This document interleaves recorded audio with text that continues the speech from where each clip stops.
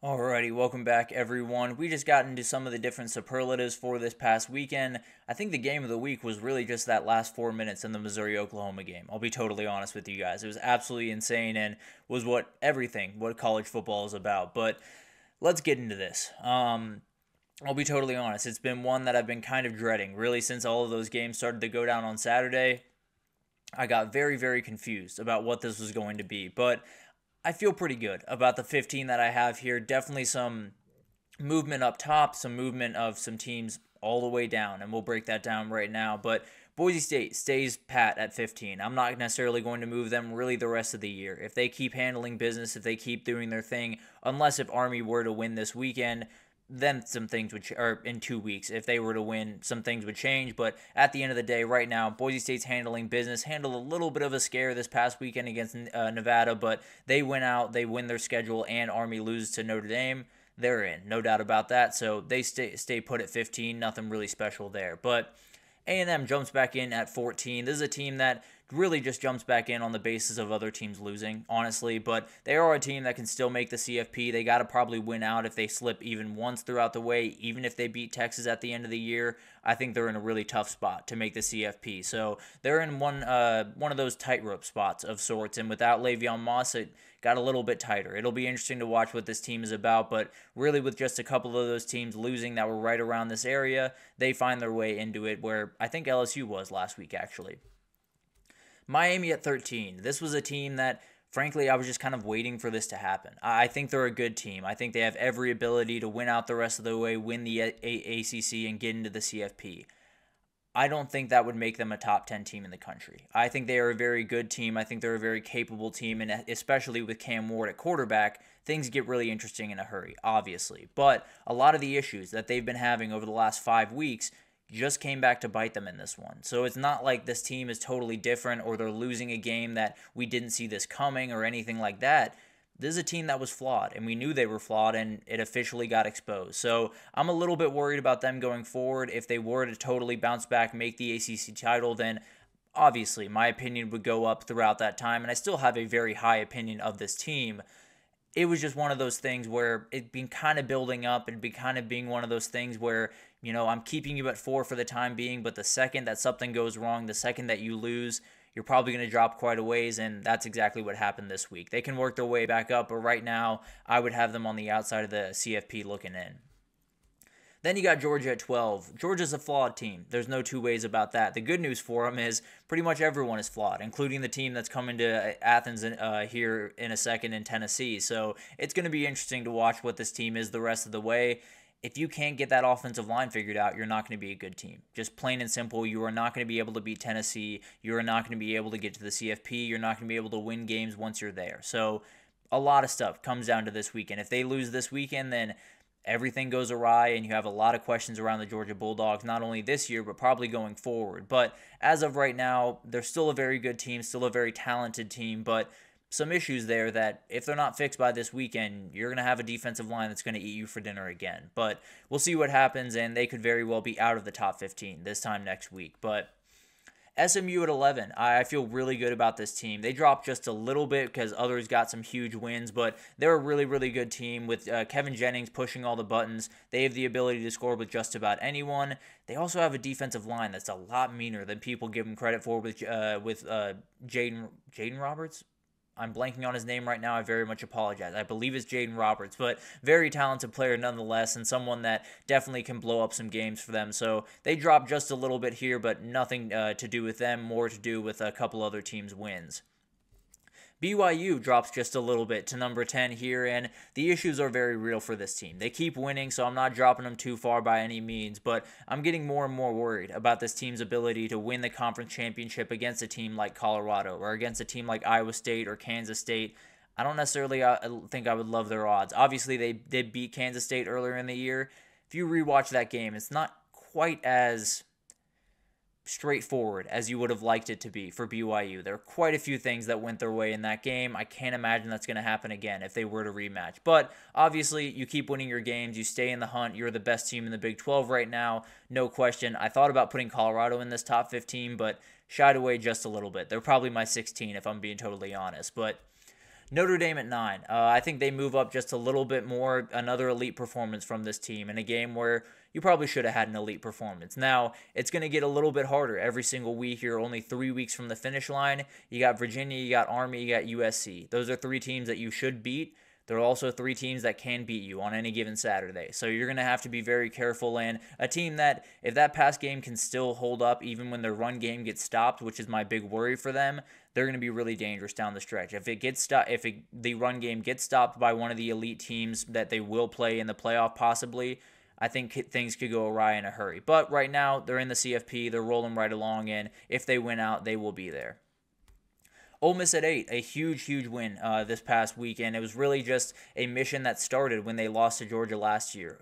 Lane Kiffin knew that this was not going to be the team that takes them to the next level. He wanted to go get players that could take them there, and man, did they. That D-line was absolutely incredible. Princely Umanmielen, Walter Nolan, all of the guys they brought in were just absolutely incredible on Saturday, and it made everything worth it from this last little bit. Obviously, you got to win the next 2 games, but as of right now, they're going into their bye week feeling really good about where they sit.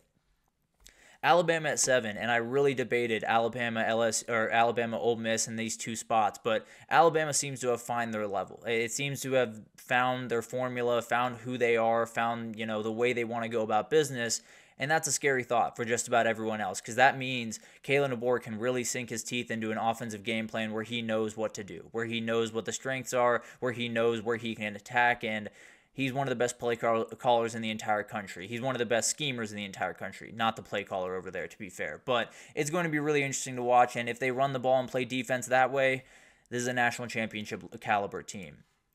Then you got Penn State at 6, and Penn State was able to bounce back in a huge way this past weekend. Feel pretty good about them going forward. There was a little bit of worry for me last weekend. Frankly, the worry still stands. I really won't know exactly what this team is until they play, possibly in a playoff game.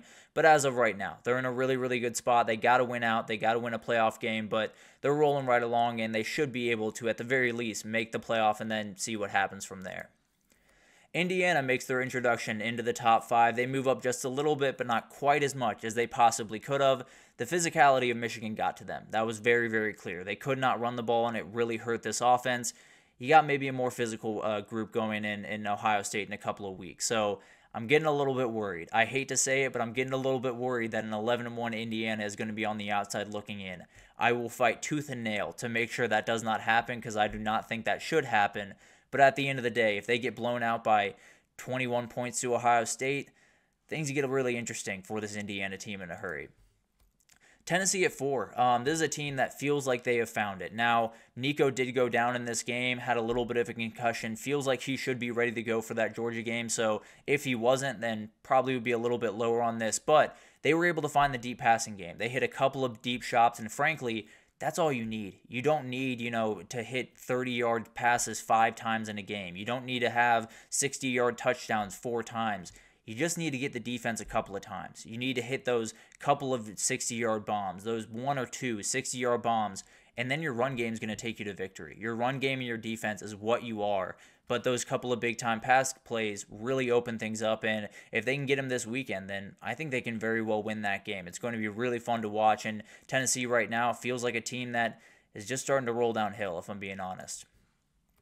Texas at 3. I think Texas looked like the team that they looked like in Michigan in week 2 this week, which is absolutely massive. Florida, obviously not the world beater team that a lot of teams really want Texas to play right about now, but at the end of the day, a big-time win gets them right where they need to be, and if that downfield passing game continues, then this is a team that absolutely can win a national title and get right back on track and be just one of the most lethal offenses the rest of the way. Still some questions, and would love to see it again this upcoming weekend against Arkansas, but as of right now, this team is rolling in, looks downright terrifying offensively. Ohio State at 2. They continue to roll along, got a huge win over Purdue this past weekend, and Will Howard looks a lot more comfortable. And the thing is, that's just what it is. That's what it comes down to. They go as far as Will Howard will take them. That's just about it. If they can get a ton of really good play out of Will Howard the rest of the way, they can beat Michigan, they can beat Indiana, they can win the Big Ten championship, and they can go on to win a national title. If a couple of those mistakes keep popping up pretty much every game, then I find it very unlikely that they're going to be able to win all of the games that they need to. So it's going to be interesting to watch this team down the stretch, but as of right now, feels like they're rounding into form, and that's a terrifying thought for just about anyone in the country, including the number one team in the country. Oregon is the best team in the country. I have very little doubt saying that. They have kind of asserted that over the last couple of weekends while everyone else has been, punching each other in the face.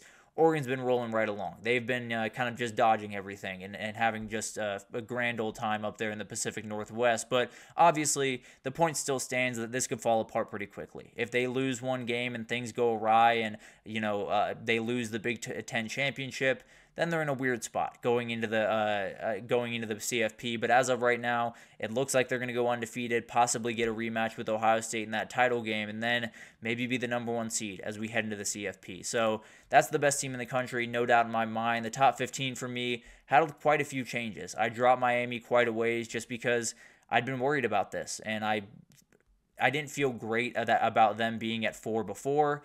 Now that they lost, I had to drop them quite a ways. For Georgia, kind of the same thing. They had the worries, they had the issues on their offense, but they were able to win games until they weren't, and then you got to drop them quite a ways. So those teams take a hit. Obviously, they got plenty of time to get back up. Georgia has a huge one this weekend that would probably bounce them right back up into the top 10. So it's going to be interesting to see how all of this unfolds, but that'll do it for this edition of the GSMC College Football Podcast, brought to you by the GSMC Sports Network. Your support means a lot to us, so please remember to subscribe to the show, leave a positive review. It does make a huge difference for us. Also, follow us on Facebook, Twitter, TikTok, Instagram, all the social pages for all the content and updates you could possibly need. We have great people doing great work across every single sport you could want. So anything you need in the world of sports, come on over to GSMC and we have you totally covered. But thank you once again for listening, and I will be back tomorrow to react to those CFP rankings and start those breakdowns for Week 12.